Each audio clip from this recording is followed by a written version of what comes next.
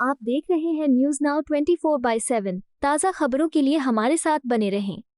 आज दिल्ली के भारतीय कृषि अनुसंधान संस्थान में पीएम मोदी ने पीएम धन धान्य कृषि योजना और मिशन फॉर आत्मनिर्भरता इम्पल्सेस जैसी दो महत्वपूर्ण योजनाओं की शुरुआत की है, जिनका कुल बजट है 35,440 करोड़ रुपए, जो देश भर के किसानों के लिए बड़े बदलाव की ओर इशारा करती है।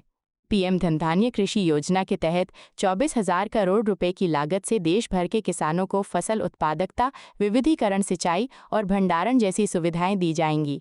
पीएम धन धान्य कृषि योजना का उद्देश्य कृषि उत्पादकता को बढ़ाना, विविध फसलों को प्रमोट करना और किसानों को बेहतर सिंचाई व भंडारण की सुविधा देना है। वहीं मिशन फॉर आत्मनिर्भरता इम्पल्सेस के तहत 11,440 करोड़ रुपए खर्च कर दालों की उत्पादकता, क्षेत्र विस्तार और वैल्यू चेन को मजबूत किया जाएगा। पीएम ने पशुपालन, मत्स्य पालन, फूड प्रोसेसिंग समेत कुल 42,000 करोड़ रुपए से ज्यादा की परियोजनाओं की नींव रखी है। पल्सेस मिशन के तहत दालों की पैदावार बढ़ाने, क्षेत्र का विस्तार करने और वैल्यू चेन को मजबूत बनाने पर जोर दिया जाएगा। कार्यक्रम के दौरान प्रधानमंत्री ने किसानों से सीधी बातचीत की, उनकी उपलब्धियों को सराहा और आधुनिक खेती के तरीकों को अपनाने का संदेश दिया।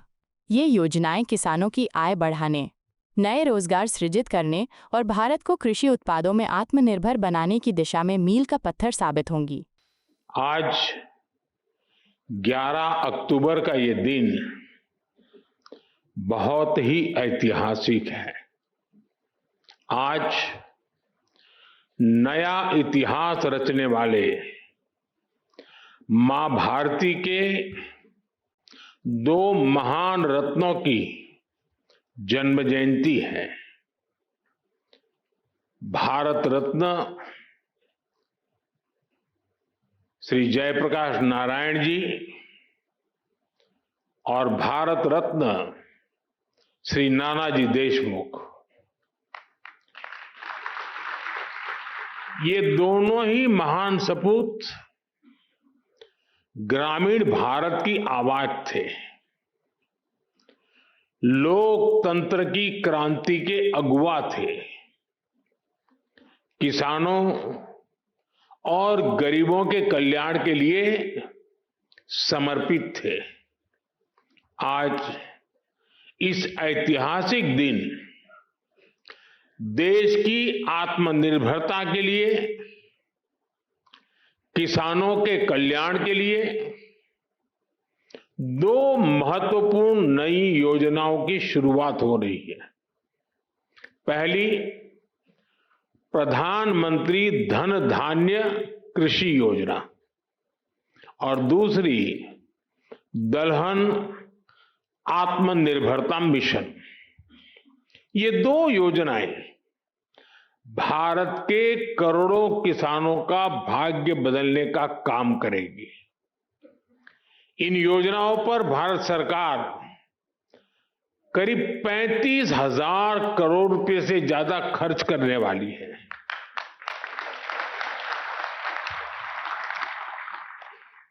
मैं सभी किसान साथियों को पीएम धन धान्य कृषि योजना और दलहन आत्मनिर्भरता मिशन के लिए बहुत बहुत बधाई देता हूं। साथियों, खेती और किसानी हमेशा से हमारी विकास यात्रा का एक प्रमुख हिस्सा रही है। बहुत जरूरी होता है कि बदलते समय के साथ खेती किसानी को सरकार का सहयोग मिलता रहे, लेकिन दुर्भाग्य से पहले की सरकारों ने खेती किसानी को अपने हाल पर ही छोड़ दिया था। सरकार की तरफ से कृषि को लेकर कोई विजन ही नहीं था, कोई सोच ही नहीं थी। खेती से जुड़े अलग अलग सरकारी विभाग भी अपने अपने तरीके से काम करते थे और इस वजह से भारत की कृषि व्यवस्था लगातार कमजोर होती जा रही थी। 21वीं सदी के भारत को तेज विकास के लिए अपनी कृषि व्यवस्था में भी सुधार करना आवश्यक था और इसकी शुरुआत हुई 2014 के बाद से। हमने खेती को लेकर पुरानी सरकारों के लापरवाह रवैये को बदल दिया। हमने आप सभी किसानों के लिए उनके हित में बीज से लेकर बाजार तक अनगिनत रिफॉर्म किए, सुधार किए। इसके परिणाम आज हमारे सामने है। बीते 11 वर्षों में भारत का कृषि निर्यात करीब करीब 2 गुना हो गया।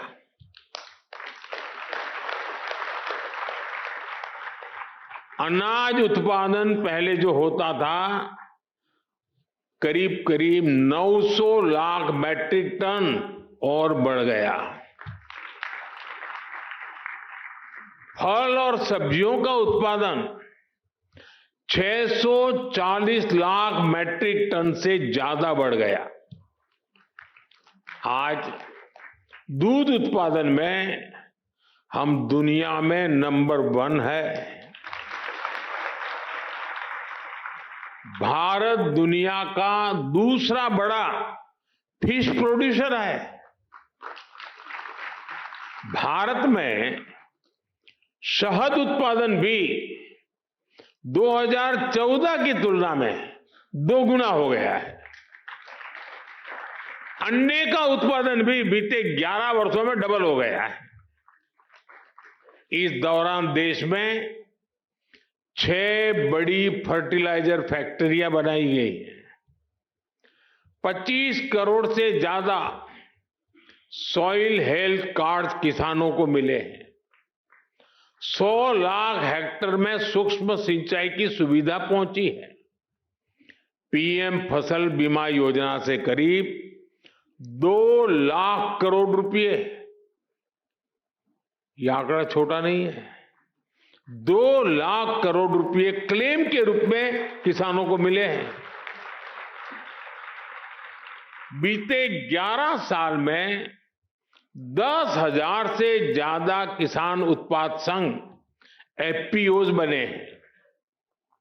अभी मुझे आने में देरी इसलिए हुई कि मैं कई किसानों के साथ गप्पा गोष्ठी कर रहा था। अनेक किसानों से बात हुई, मछुआरों से बातचीत हुई, महिलाएं जो कृषि क्षेत्र में काम कर रही है उनके अनुभव सुनने का अवसर मिला मुझे। ऐसी अनेक उपलब्धियां हैं जो देश के किसान ने बीते 11 वर्षों में अनुभव की है। लेकिन साथियों, आज देश का मिजाज ऐसा बन गया है कि वो कुछ उपलब्धियों से ही संतुष्ट नहीं होता है। हमें विकसित बनता है तो फिर हर क्षेत्र में लगातार बेहतर करते ही रहना होगा, सुधार करना ही करना होगा। इसी सोच का परिणाम है पीएम धन धान्य कृषि योजना। और इस योजना की प्रेरणा बनी है आकांक्षी जिला योजना की सफलता। पहले की सरकारें देश के 100 से अधिक जिलों को पिछड़ा घोषित करके भूल गई थी। हमने उन जिलों पर विशेष ध्यान केंद्रित किया, उनको आकांक्षी जिला घोषित किया।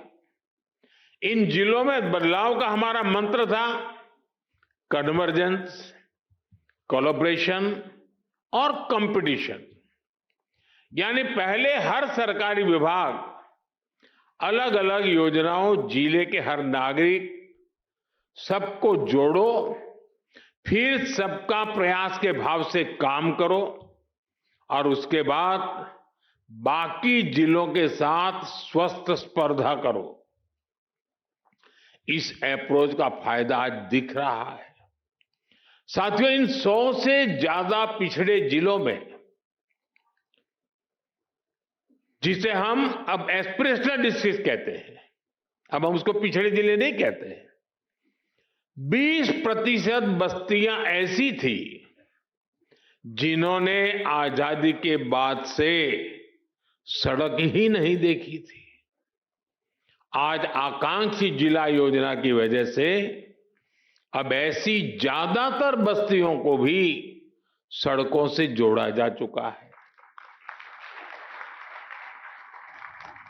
उस समय जिसे पिछड़े जिले कहते थे, उनमें 17% ऐसे बच्चे थे जो टीकाकरण के दायरे से बाहर थे। आज आकांक्षी जिला योजना की वजह से ऐसे ज्यादातर बच्चों को टीकाकरण का लाभ मिल रहा है। उन पिछड़े जिलों में 15% से ज्यादा ऐसे स्कूल थे जहां बिजली ही नहीं थी। आज आकांक्षी जिला योजना की वजह से ऐसे हर स्कूल को बिजली कनेक्शन दिया जा चुका है। साथियों, जब वंचितों को वरीयता मिलती है, पिछड़ों को प्राथमिकता मिलती है, तो उसके नतीजे भी बहुत अच्छे मिलते हैं। आज आकांक्षी जिलों में माता मृत्यु दर कम हुई है, बच्चों का स्वास्थ्य सुधरा है, पढ़ाई का स्तर सुधरा है। कितने ही पैरामीटर्स में ये जिले अब अन्य जिलों से बेहतर कर रहे हैं। साथियों, अब इसी मॉडल पर हम खेती के मामले में पिछड़े देश के 100 जिलों का, जो खेती के क्षेत्र में, बाकी चीजों में आगे होंगे, ऐसे 100 जिलों का हम विकास करना चाहते हैं, उस पर ध्यान केंद्रित करके काम करना चाहते हैं। पीएम धन धान्य कृषि योजना की प्रेरणा वही आकांक्षी जिलों का मॉडल है।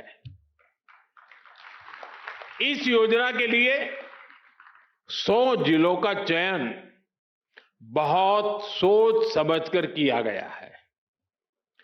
3 पैरामीटर्स पर इन जिलों का चुनाव किया गया है।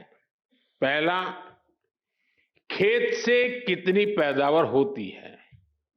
दूसरा, एक खेत में कितनी बार खेती होती है। और तीसरा, किसानों को लोन या निवेश की कोई सुविधा है, और है तो कितनी मात्रा में है। साथियों, हमने अक्सर 36 के आंकड़े की चर्चा सुनी है। हम बार बार कहते हैं उनके बीच तो 36 का आंकड़ा है, लेकिन हर चीज को हम चुनौती देते हैं, उसको उल्टा करते हैं। इस योजना में हम सरकार की 36 योजनाओं को एक साथ जोड़ रहे हैं। जैसे प्राकृतिक खेती पर राष्ट्रीय मिशन है, सिंचाई के लिए पर ड्रॉप मोर क्रॉप अभियान है, तेल उत्पादन को बढ़ाने के लिए तिलहन मिशन है, ऐसी अनेक योजनाओं को एक साथ लाया जा रहा है। पीएम धन धान्य कृषि योजना में हमारे पशुधन पर भी विशेष फोकस किया जा रहा है। आप जानते हैं, फूट एंड माउथ डिसीज यानी खुरपका मुंहपका जैसी बीमारियों से पशुओं को बचाने के लिए 125 करोड़ से अधिक टीके मुफ्त लगाए गए हैं। इससे पशु भी स्वस्थ हुए हैं और किसानों की चिंता भी कम हुई है। पीएम धन धान्य कृषि योजना में स्थानीय स्तर पर पशुओं के स्वास्थ्य से जुड़े अभियान भी चलाए जाएंगे। साथियों, आकांक्षी जिला कार्यक्रम की तरह उसी प्रकार से पीएम धन धान्य कृषि योजना का बहुत बड़ा दायित्व किसानों के साथ ही स्थानीय सरकारी कर्मचारियों और उस जिले के डीएम या कलेक्टर पर है। पीएम धन धान्य कृषि योजना का डिजाइन ऐसा है कि हर जिले की अपनी जरूरत के हिसाब से इसकी प्लानिंग में बदलाव लाया जा सकता है। इसलिए मैं किसानों और संबंधित जिलों के मुखिया से आग्रहपूर्वक कहूंगा, अब आपको जिले के स्तर पर ऐसी कार्य योजना बनानी है जो वहां की मिट्टी और वहां की जलवायु के अनुकूल हो। वहां कौन सी फसल होगी, बीज की कौन सी वैरायटी लगेगी, कौन सी खाद कब उचित रहेगी, ये आप सबको मिलकर के एक नए तरीके से सोच समझकर निर्धार करना चाहिए और उसको लागू करना चाहिए। आपको हर क्षेत्र, हर खेत के हिसाब से प्लानिंग करनी होगी। अब जैसे कहीं पानी अधिक होता है तो वहां वैसी उपज होगी, कहीं पानी की कमी है तो वहां उस प्रकार की फसलें उगानी होगी। जहां खेती संभव नहीं वहां पशुपालन और मत्स्य पालन को बढ़ावा देना होगा। कुछ क्षेत्रों में मधुमक्खी पालन एक बेहतर विकल्प होगा। तटीय इलाकों में सीवीड फार्मिंग एक शानदार विकल्प हो सकता है। पीएम धन धान्य कृषि योजना की सफलता लोकल लेवल पर इसके इम्प्लीमेंटेशन से ही होगी। इसलिए हमारे युवा अधिकारियों पर बहुत जिम्मेदारी होगी। उनके पास कुछ कर गुजरने का मौका है। मुझे विश्वास है कि युवा साथी किसानों के साथ मिलकर देश के 100 जिलों की खेती की तस्वीर बदल देंगे। और मैं आपको विश्वास से कहता हूं, जैसे ही उस गांव में खेती की तस्वीर बदली, उस पूरे गांव की इकोनॉमी बदल जाएगी। साथियों, आज से दलहन आत्मनिर्भरता मिशन भी शुरू हो रहा है। ये सिर्फ दाल उत्पादन बढ़ाने का मिशन नहीं है, बल्कि हमारी भावी पीढ़ी को सशक्त बनाने का भी अभियान है। जैसे मैंने अभी पहले कहा, बीते सालों में भारत के किसानों ने रिकॉर्ड खाद्यान्न उत्पन्न किया है। गेहूं हो, धान हो, आज भारत दुनिया के सबसे बड़े उत्पादकों में से एक है। लेकिन साथियों, हमें आटे और चावल से भी आगे बढ़कर सोचना ही होगा। हम अपने घर में भी आटे और चावल से गुजारा नहीं करते, और भी चीजें जरूर पड़ती हैं। आटा चावल से भूख तो मिट सकती है, लेकिन पर्याप्त पोषण के लिए हमें और चीजों की जरूरत होती है। उसके लिए हमें योजना करनी होती है। आज भारत को, और खास करके जो वेजिटेरियन आदि प्रकृति के लोग हैं, उनके पोषण के लिए प्रोटीन बहुत महत्वपूर्ण है। अन्य भी चीजों की जरूरत होती है, उसमें एक प्रोटीन भी है। हमारे बच्चों को, हमारी भावी पीढ़ी को उनके शारीरिक विकास के लिए और उसके साथ मानसिक विकास के लिए भी प्रोटीन का उतना ही महत्व है। और स्वाभाविक है, खास करके जो वेजिटेरियन लोग हैं, और हमारे देश में काफी बड़ा समाज है, उनके लिए तो दाल ही प्रोटीन का सबसे बड़ा सोर्स होता है। पल्सिस ही से उसका रास्ता होते हैं। लेकिन चुनौती ये भी है कि भारत आज भी, हम कृषि प्रधान देश तो है, लेकिन दुर्भाग्य देखिए, भारत आज भी इस प्रकार की आवश्यकताओं के लिए अपनी जरूरतें पूरी नहीं कर पा रहा है। आज देश बड़ी मात्रा में दाल का आयात करता है, दूसरे देशों से मंगाता है, और इसलिए दलहन आत्मनिर्भरता मिशन बहुत जरूरी है। साथियों, 11,000 करोड़ रुपए से अधिक का दलहन आत्मनिर्भरता मिशन इसमें किसानों की बहुत मदद करेगा। लक्ष्य ये है कि दाल की खेती में 35 लाख हेक्टेयर की वृद्धि हमें कैसे भी करके करनी है।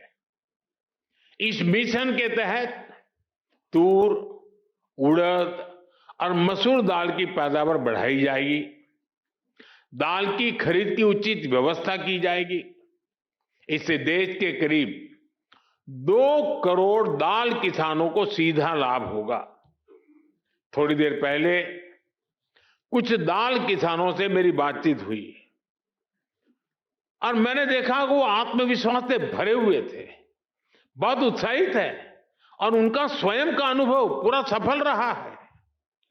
और उन्होंने कहा कि कई किसान अब देखने के लिए आते हैं कि भाई इतना बड़ा कैसे कर लिया। देश को दलहन में आत्मनिर्भर बनाने के लिए मैंने उनको बहुत ही मजबूती के साथ, विश्वास के साथ बातें करते हुए देखा। साथियों, मैंने लाल किले से विकसित भारत के 4 मजबूत स्तंभों की चर्चा की है। इन 4 स्तंभों में आप मेरे सभी किसान साथी, हमारे सबसे अन्नदाता हमारे एक मजबूत स्तंभ है। बीते 11 वर्षों से सरकार का निरंतर प्रयास रहा है कि किसान सशक्त हो, खेती पर ज्यादा निवेश हो। हमारी ये प्राथमिकता खेती के बजट में भी दिखती है। बीते 11 वर्षों में खेती का बजट करीब 6 गुना बढ़ गया है। इस बढ़े हुए बजट का सबसे अधिक फायदा हमारे छोटे किसानों को हुआ है। मैं आपको एक उदाहरण देता हूं। आपको पता है कि भारत अपने किसानों को खाद पर सब्सिडी देता है।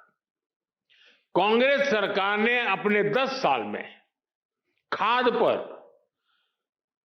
5 लाख करोड़ रुपए की सब्सिडी दी थी। मेरे आने से पहले 10 साल में 5 लाख करोड़।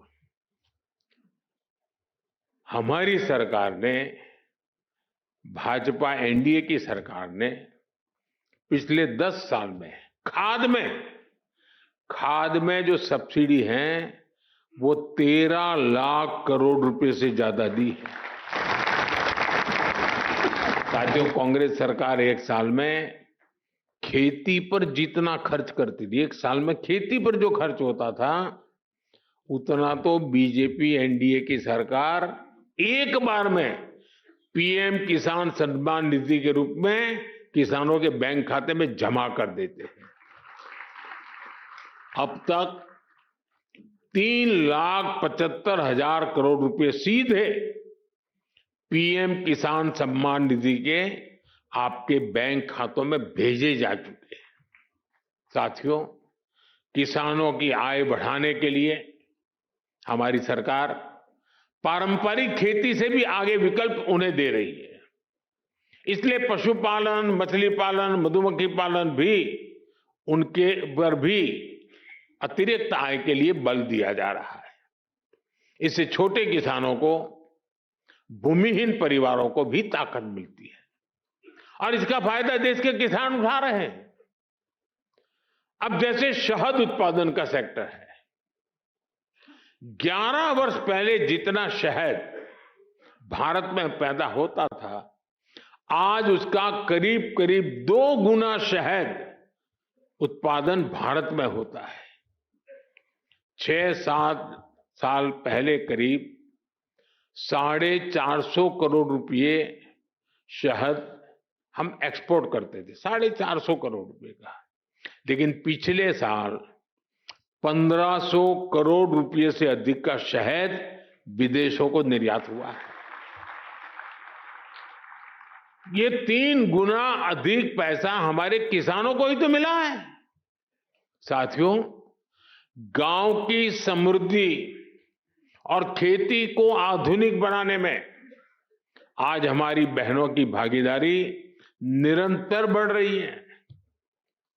अभी एक देवी जी से मेरी बात हो रही थी, वो राजस्थान से थी।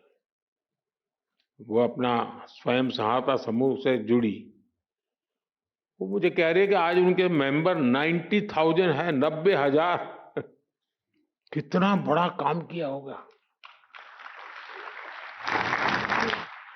एक डॉक्टर बहन मिली, स्वयं पढ़ी लिखी डॉक्टर है, लेकिन अब पशुपालन में उसमें लग गई है। देखिए, खेत में फसल का काम हो या फिर पशुपालन, आज गांव की बेटियों के लिए अवसर ही अवसर है। देश भर में 3 करोड़ लखपति दीदियां बनाने का जो अभियान है, उससे खेती को बहुत मदद मिल रही है। आज गांवों में नमो ड्रोन दीदियां खाद और कीटनाशक छिड़काव के आधुनिक तरीकों का नेतृत्व कर रही है। इससे नमो ड्रोन दीदियों को हजारों करोड़ रुपए की कमाई हो रही है। इसी तरह खेती की लागत कम करने में भी बहनों की भूमिका बढ़ रही है। किसान प्राकृतिक खेती से जुड़े, इसके लिए देश में 17,000 से अधिक ऐसे क्लस्टर बनाए गए हैं जो जरूरी मदद देते हैं। करीब 70,000 कृषि सखियां प्राकृतिक खेती को लेकर जरूरी मार्गदर्शन किसानों को देने के लिए तैयार है। साथियों, हमारा प्रयास हर किसान, हर पशुपालक का खर्च कम करना और लाभ ज्यादा देने का है। अभी जो जीएसटी में नया सुधार हुआ है, अभी शिवराज जी बड़े उत्साह से उसकी बात कर रहे थे, इसका भी बहुत अधिक फायदा गांवों के लोगों को, किसानों, पशुपालकों को हुआ है। अभी जो बाजार में ऐसे खबरें आ रही हैं, वो बताती हैं कि त्योहारों के इस सीजन में किसान बड़ी संख्या में ट्रैक्टर खरीद रहे हैं, क्योंकि ट्रैक्टर और भी सस्ते हुए हैं। जब देश में कांग्रेस सरकार थी तो किसान को हर चीज महंगी पड़ती थी।